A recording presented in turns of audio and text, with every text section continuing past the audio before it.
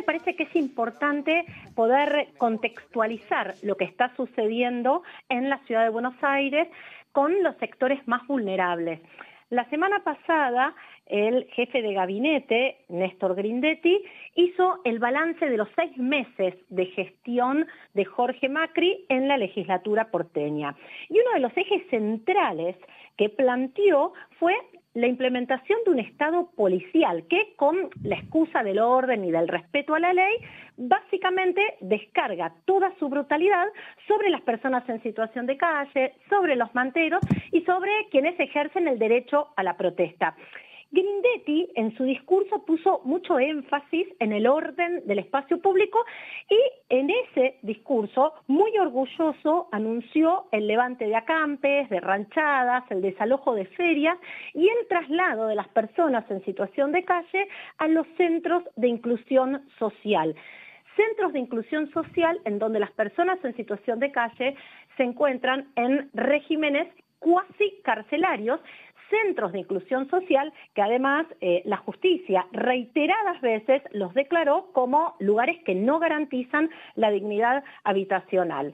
El contexto también, y me parece importante situarlo, son estos más de 5 fallecimientos que tuvieron lugar en esta última semana. Recordemos que en estas últimas semanas murieron al menos 5 personas que se encontraban en situación de calle y eso, entre otras cosas, originó a que este lunes un grupo de organizaciones sociales, entre las cuales está Proyecto 7, con esa histórica consigna de la calle no es un lugar para vivir, hicieran un frazadazo en el Obelisco porteño. La verdad que si nos remontamos un poco más atrás respecto a lo que actualmente está sucediendo en la ciudad de Buenos Aires, el actual jefe de gobierno hizo su campaña con el eje en la criminalización de las personas en situación de calle. Seguro que se acuerdan de esas brutales declaraciones del estilo los cajeros se transformaron en monoambientes o esos famosos operativos, entre comillas, de limpieza de las personas en situación de calle y, por supuesto, como ustedes planteaban recién, políticas represivas de persecución a quienes se encuentran en una situación de máxima vulneración de derechos que cada vez se hacen más frecuentes. Ustedes hacían una muy buena síntesis respecto a un hecho muy alarmante que tiene que ver con esta 125 detenciones ilegales que denuncia ni más ni menos que una jueza de la ciudad, la jueza Natalia Oman. La verdad es que en esas 125 detenciones ilegales hechas por la policía porteña, sin intervención del Poder Judicial, vemos, la verdad, motivos sumamente alarmantes para esas detenciones, ¿no?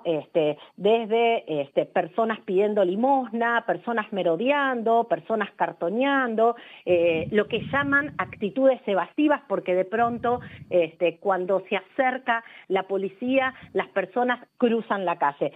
La realidad es que esas 5 detenciones, 125 detenciones ilegales, en su mayoría son a personas que se encontraban en situación de calle y más allá de que esas detenciones fueron sin orden judicial, que la justicia las declaró nulas y que además cuando la justicia solicitó que acompañaran, ¿sí?, las constancias de las actuaciones, la policía no lo hizo.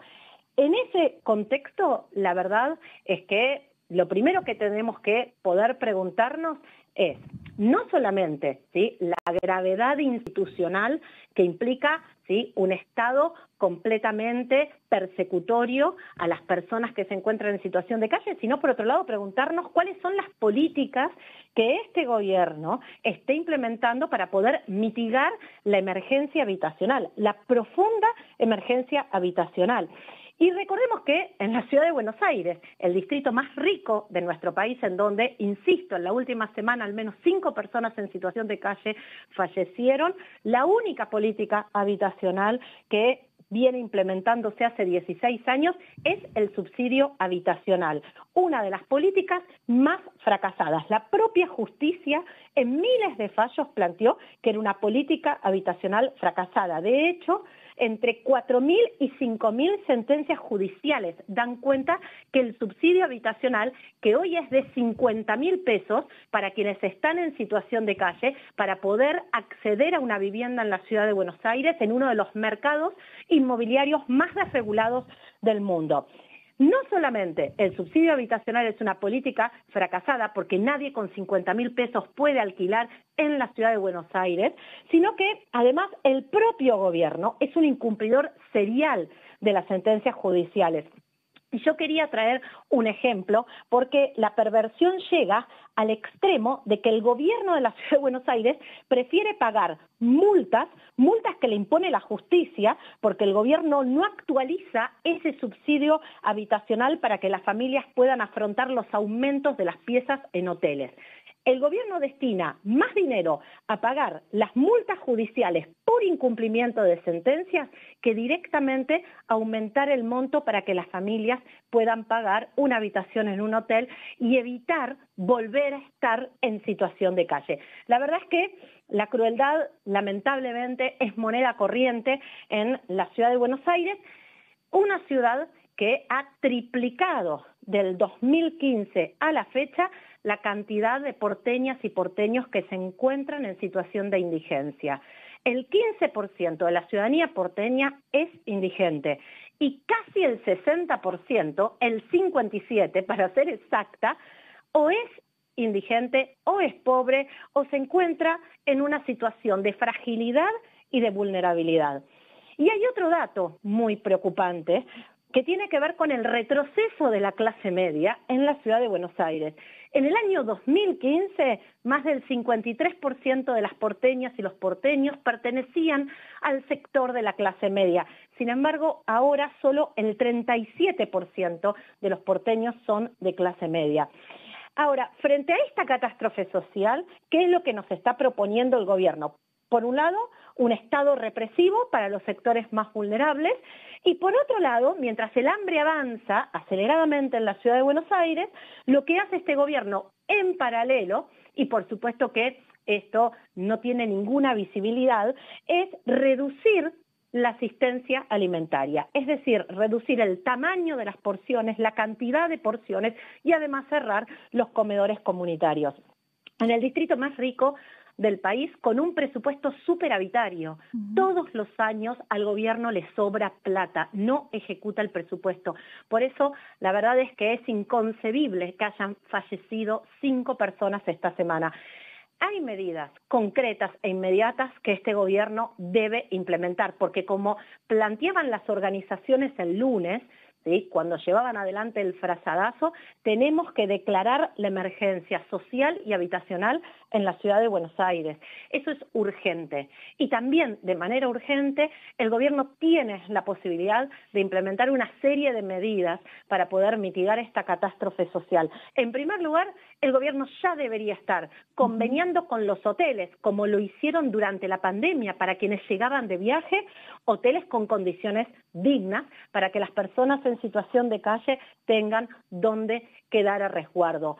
María Iva, Sí, te hago un punto ahí para más que nada comentar qué pasó después de lo que dijo la jueza, teniendo en cuenta que obviamente hay muchas cosas que hay que hacer, pero qué impacto tuvo a pesar de que todas estas cosas que está haciendo mal el gobierno de la ciudad, desde la justicia se le imponga que tengan que hacer algo como sacar de la detención a estas personas que se fueron detenidas arbitrariamente.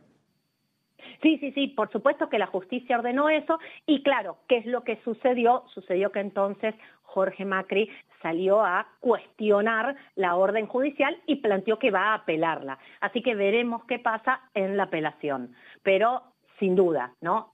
125 detenciones ilegales y el gobierno de la ciudad apelando esa medida. Así que bueno, habrá que ver qué pasa en la Cámara. Y dentro de la justicia, ¿cómo se mueve este tema? Digamos, ¿es algo raro que una jueza obligue que no se detengan estas personas arbitrariamente o es algo habitual, teniendo en cuenta las multas que comentabas recientemente? No, a ver, son fueros distintos, ¿no? Sí. Una cosa es el fuero contencioso, en donde el gobierno es multado por incumplir fallos judiciales vinculados a actualizar el subsidio habitacional para personas que se encuentran en condiciones de extrema vulnerabilidad, y por otro lado tenemos los fueros penales, ¿no? En donde es ahí donde se detectan estas detenciones ilegales. Son dos fueros diferentes. La verdad es que este hecho es un hecho inédito en la ciudad de Buenos Aires, que una jueza, ¿sí?, haya detectado 125 detenciones ilegales.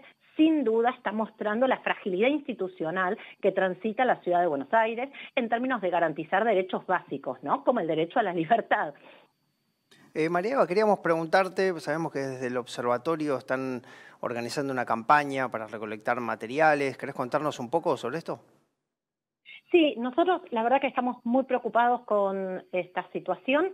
Estamos muy preocupados con, por otro lado, la falta de políticas habitacionales. Entendemos que el gobierno tiene que ya implementar un conjunto de medidas concretas y urgentes. Por ejemplo, ya eliminar la incompatibilidad del programa Ciudadanía Porteña, el único programa social que tiene la ciudad destinado a la compra de alimentos, con la asignación universal por hijo. Eso es central, ¿no? Nosotros estamos en emergencia social y tenemos que entonces poder abordarla. Pero además, con mucha preocupación vemos cómo avanza ese estado represivo, y por eso es que hemos lanzado una campaña para que quienes puedan enviarnos videos en donde puedan ver cómo, por ejemplo, ¿sí?, la policía de la ciudad, algo que estamos viendo que se repite en numerosos barrios de la ciudad, intima, agrede a las personas en situación de calle, les quita sus cosas, les tira sus cosas, ¿sí?, les labra contravenciones y les dice que a la segunda contravención van a ser detenidas o expulsadas de la ciudad. La verdad es que hay muchos videos que muestran este accionar, y es por eso que estamos recolectando toda esta prueba, porque posiblemente hagamos una presentación en la justicia. Perfecto, María Eva. Como siempre, te agradecemos mucho por la comunicación. Seguramente estemos en contacto dentro de no mucho tiempo. No, muchísimas gracias a ustedes por el espacio de siempre, y es muy importante, ¿sí?, quienes vean este accionar, que puedan grabarlo y que puedan facilitárnoslo para que podamos darle difusión, hacerlo público, pero también adjuntarlo en una eventual presentación que estamos previendo realizar en la justicia.